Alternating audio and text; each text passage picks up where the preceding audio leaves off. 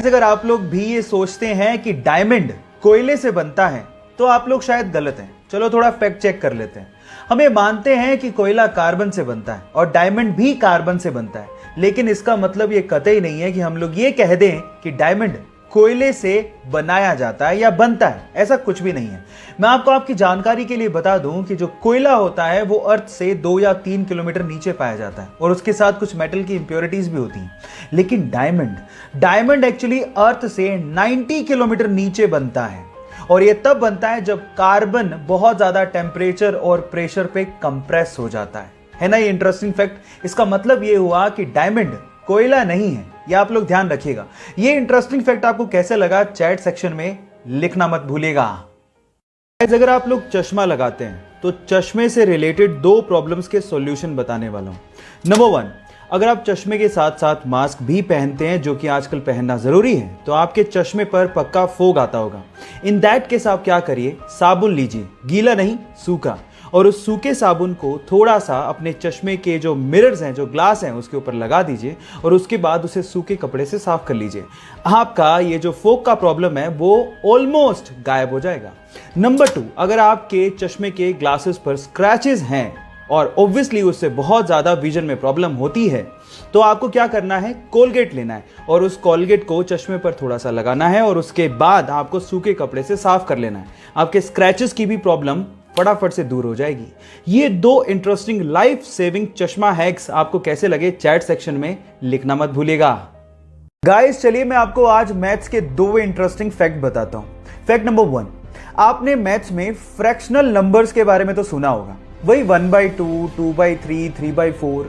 तो मेरा सवाल ये है कि जो बाई है, ये जो हॉरिजॉन्टल लाइन है, इसे क्या बोलते हैं? आपने आज तक कभी नहीं सोचा होगा कि इस हॉरिजॉन्टल लाइन का भी कोई नाम है। डोंट वरी, मैं आपको बताता हूं। इसका नाम है विनकुलम। याद रखिएगा, विनकुलम। फैक्ट नंबर 2, 0 अकेला ऐसा नंबर है जो कि रोमन संख्या में रिप्रेजेंट नहीं किया जा सकता, है ना। Interesting fact. ये दोनों फैक्ट आपको जान के कैसा लगा चैट सेक्शन में लिखना मत भूलिएगा। इस व्हाट्सएप पे टेक्सटिंग कर करके हमें शॉर्ट फॉर्म को यूज करने की इतनी आदत हो गई है कि आजकल स्टूडेंट्स अपने कॉलेज और स्कूल के असाइनमेंट्स में भी शॉर्टकट्स यूज कर रहे हैं और जो लोग ऑफिसेज जाते हैं वो अपने ईमेल्स में भी शॉर्टकट्स यूज कर रहे हैं।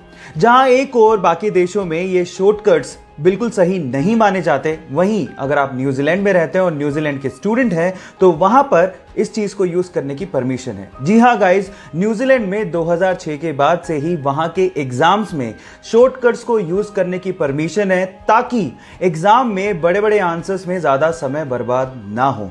क्या आप लोगों को भी लगता है कि हमारे देश में भी एग्जाम्स में शॉर्टकट्स को यूज करने की परमिशन होनी चाहिए? चैट सेक्शन में लिखना मत भूलिएगा। Albert Einstein, the great scientist, जब वो जिंदा थे ना तो उनके खिलाफ एक बुक छापी गई जिसका नाम था 100 ऑथर्स अगेंस्ट आइंस्टाइन। उसमें ऐसे 100 लेखकों की बातें लिखी हुई थी जो एल्बर्ट आइंस्टाइन को या तो गलत प्रूव करना चाहते थे या उसके काम को मानते ही नहीं थे। इस बुक पे रिएक्शन देते हुए पब्लिकली आइंस्टाइन ने सिर्फ एक लाइन बोली। उन्होंने कहा, if I were wrong one would have been enough. अगर मैं गलत होता या मेरा काम गलत होता तो एक इंसान उसको गलत प्रूव करने के लिए काफी था।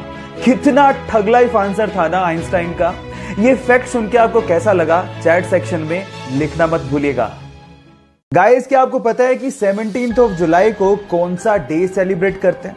डोंट वरी, मैं आपको बताता हूं। 17 जुलाई को हर साल हम लोग वर्ड इमोजी डे सेलिब्रेट करते हैं। पर सवाल मेरा यह है कि इमोजी ये शब्द आया कहां से और इसका मतलब क्या है? ये भी मैं आपको बताता हूं। एक्चुअली इमोजी एक जापानीज वर्ड है जिसमें ई का मतलब होता है पिक्चर और मोजी का मतलब होता है कैरेक्टर या फिर लेटर। अब ये तो आपको पता ही होगा कि इमोजीज स्मॉल डिजिटल आइकन्स या फिर इमेजेस होती हैं जिनको हम लोग इलेक्ट्रॉनिक कम्युनिकेशन में आइडियाज को या फिर इमोशंस को एक्सप्रेस करने के लिए करते हैं। ये नॉलेज आपको कैसे लगी चैट सेक्शन में लिखना मत भूलिएगा।